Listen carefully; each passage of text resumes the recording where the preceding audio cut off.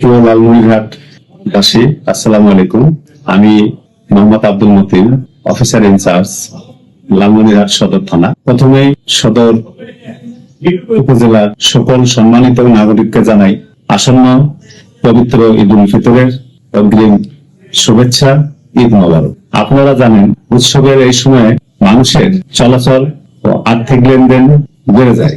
আপনাদের নিরাপত্তা নিশ্চিত করতে লালমনিরহাট সদর থানা পুলিশ বিশেষ নিরাপত্তা পরিকল্পনা গ্রহণ করেছে। হাট বাজার, বিপণী বিতান, প্রধান শপিং মল এবং গুরুত্বপূর্ণ বাজারগুলোতে সাদা পোশাকে এবং পোশাক পরিহিত অবস্থায় আমাদের টহল টিম, অতিরিক্ত টহল টিম সার্বক্ষণিক নিয়োজিত আছে।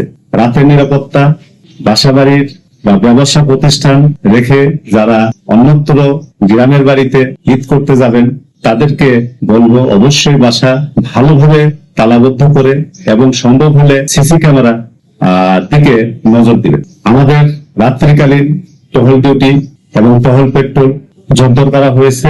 এছাড়াও বড় ধরনের কোনো আর্থিক লেনদেন উত্তোলনের ক্ষেত্রে পুলিশের সহযোগিতা নিন। আমরা পুলিশ দিয়ে আপনাদেরকে সহযোগিতা করব।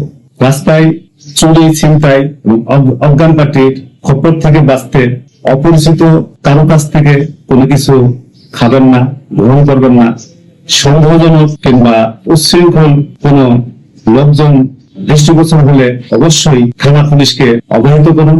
সরাসরি আমার নাম্বারে ফোন দিন, না হলে 999 ফোন দিয়ে পুলিশের সহযোগিতা নিন।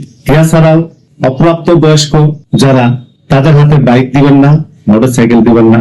আর মোটরসাইকেল যারা চালাবেন অবশ্যই হেলমেট পরিহিত অবস্থায় মোটরসাইকেল চালাবেন, হেলমেট বিহীন মোটরসাইকেল চালাবেন না।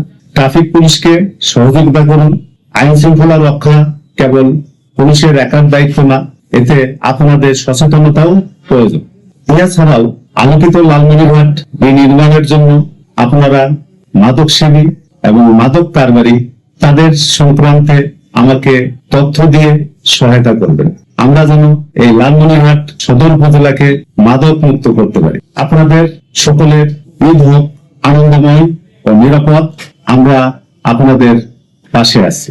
দৈনিক আজকের বাংলা .net